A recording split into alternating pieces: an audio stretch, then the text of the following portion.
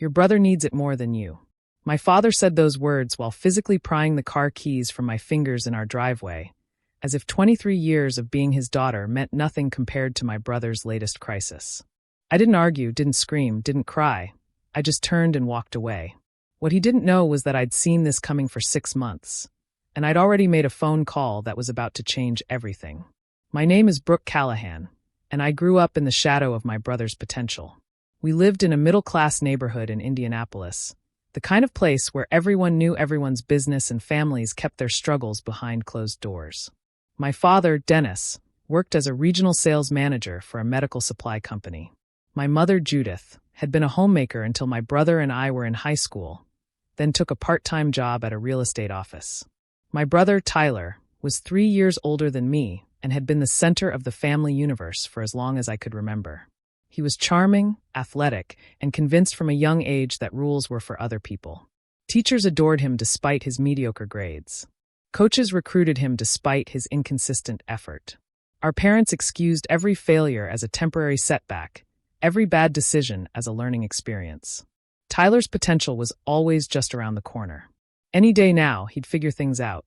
Any day now, he'd become the success story our parents had been promising since he was born.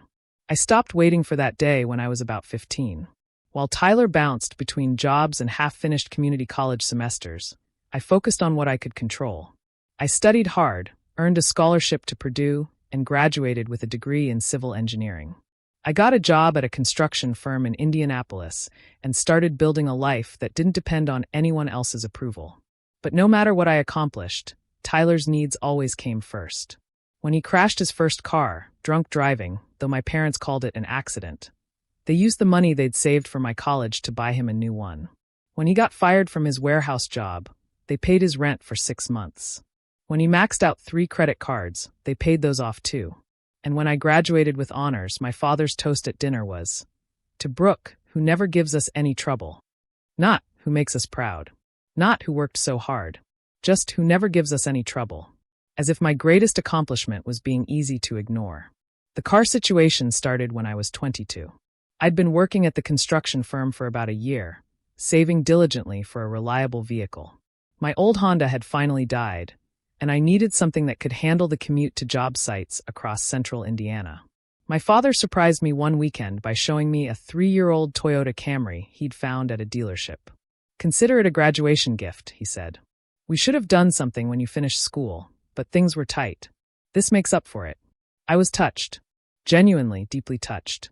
For once, it felt like my parents were acknowledging what I'd achieved, investing in my future the way they'd always invested in Tyler's. "Thank you, Dad," I said, hugging him. "This means so much. You've earned it, sweetheart.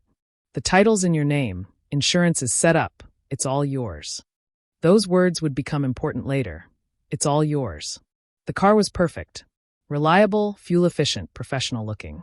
I drove it to work every day, maintained it meticulously, and felt, for the first time, like my parents saw me as someone worth investing in.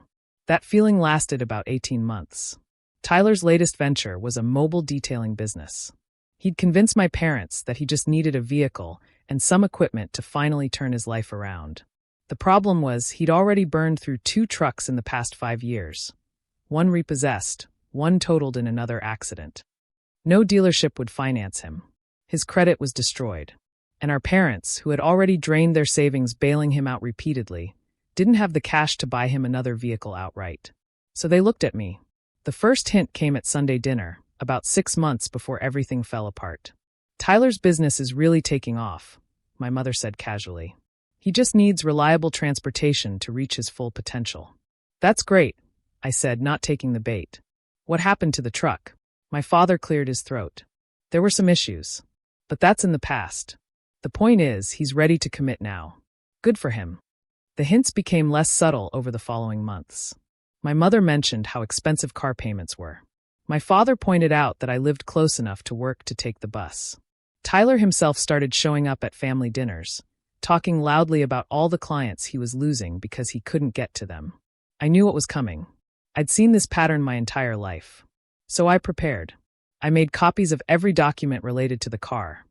The title in my name, the registration in my name, the insurance policy in my name. I kept meticulous records of every payment I'd made for gas, maintenance, and repairs. I even had the original text messages from my father confirming the car was a gift with no strings attached. And I consulted with a lawyer. If the title is in your name and it was given as a gift, it's your property, she told me. They can't legally take it back. If someone tries to take it without your permission, that's theft. Armed with that knowledge, I waited. The confrontation happened on a Saturday afternoon in March. I'd come over for what I thought was a regular family lunch. Tyler was there, which wasn't unusual. What was unusual was the way my parents kept exchanging glances throughout the meal, like they were building up to something. After lunch, my father asked me to step outside. "We need to talk about the car," he said. "What about it?" "Your brother needs it. His business is finally taking off, but he can't grow without transportation. You live 10 minutes from work. You can figure something else out." I stared at him. "You want me to give Tyler my car. I want you to help your family. That's what families do, Brooke. Your brother has potential. He just needs the right support. He's had support. He's had more support than I've ever gotten. And he's wasted every opportunity." My father's expression hardened. "That's not fair. Tyler's had some setbacks, but he's turning things around. You've always had it easier. School came naturally to you. You got that scholarship. You landed a good job right out of college. Tyler hasn't had those advantages." The audacity of that statement nearly took my breath away. I'd worked for everything I had. Nothing came naturally. I just didn't complain about the effort. But to my father, that made me the lucky one. "The car is mine," I said firmly. "It's in my name. It was a gift. A gift can be taken back. Legally, no, it can't." My father's eyes narrowed. Something shifted in his face, the mask of reasonable parenting dropping to reveal something uglier beneath. "Give me the keys, Brooke." "No." He stepped closer. "I'm not asking. And I'm not giving." He grabbed my wrist, not hard enough to hurt, but hard enough to make his point. "Your brother needs it more than you. Stop being selfish for once in your life and think about someone other than yourself." I could have fought. I could have screamed. But I'd learned a long time ago that my parents didn't respond to emotion. They responded to consequences. I let him take the keys. "Fine," I said quietly. "Take it." The look of triumph on his face was almost worth what came next. "Thank you, sweetheart. You're doing the right thing. Tyler will take good care of it." I turned and walked back into the house, grabbed my purse, and called an Uber. Nobody tried to stop me. They were too busy celebrating Tyler's latest acquisition. What they didn't know was that I'd already called the police that morning and reported the car as potentially stolen. The call I'd made wasn't to 911. It was to the non-emergency line. I'd explained the situation to a sympathetic officer. My family was attempting to take a vehicle that was legally mine, and I wanted it on record that I had not given permission for anyone else to drive it. "If someone takes that vehicle without your consent," the officer had said, "that's theft. Call us when it happens, and we'll handle it." So when Tyler drove away in my Camry later that afternoon, I made another call. "Someone has taken my vehicle without permission. I reported this possibility this morning." The officer remembered me. "We'll send a unit to locate the vehicle. Do you know where the driver might be?" I did. Tyler always went to the same sports bar after getting anything he wanted. It was his victory lap routine. The police found him 45 minutes later, pulled him over, and arrested him for driving a stolen vehicle. My phone exploded within the hour. My mother, hysterical. "How could you do this? Tyler's been arrested. They're saying he stole your car." My father, furious. "Call the police right now and tell them it was a misunderstanding." Tyler, from the police station. "Brooke, this isn't funny. Tell them you gave me permission." I didn't answer any of them. Instead, I drove to the police station in my Uber, showed my documentation proving ownership, and formally declined to drop the charges. He took my vehicle without my permission. I told the officer processing the paperwork. I want it on record. My father showed up 20 minutes later, red-faced and breathing hard. "Brooke, stop this nonsense right now. Tell them it was a family misunderstanding." "It wasn't a misunderstanding. You took my car and gave it to Tyler. I said no, and you did it anyway. That's theft. I gave you that car. And then it became mine. Legally. In writing. Every document says my name. Not yours. Not Tyler's. Mine." I held up the folder of paperwork I'd been building for months. "I have everything.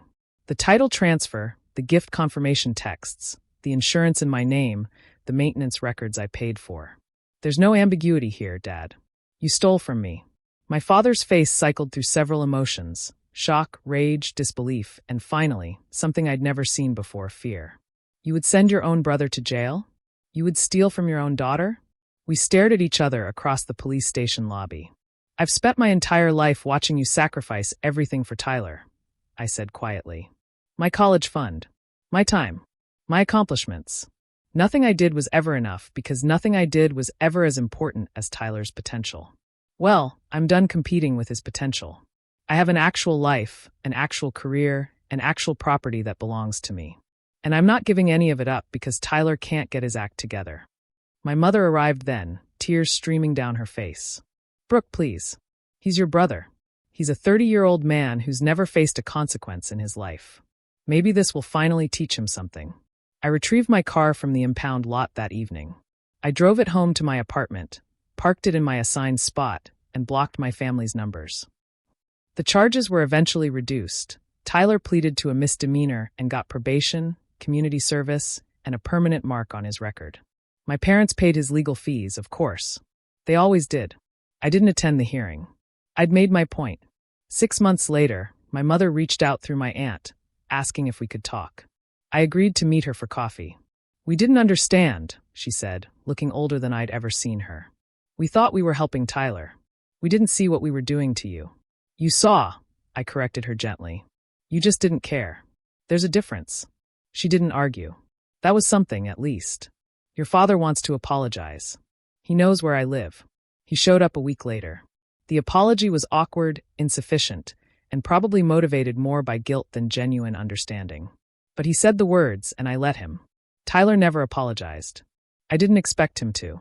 It's been 2 years since that day at the police station. I've rebuilt a cautious relationship with my parents. Limited contact, clear boundaries, no financial entanglement. Tyler is out of my life entirely, and I have no plans to change that. I still have the Camry. It runs perfectly. Every time I start the engine, I remember what it taught me. That gifts with strings aren't gifts at all, that legal documentation matters, and that the people who are supposed to love you unconditionally sometimes love their image of someone else more. My father thought he could take back what he'd given because he'd always controlled the terms of our relationship. He was wrong.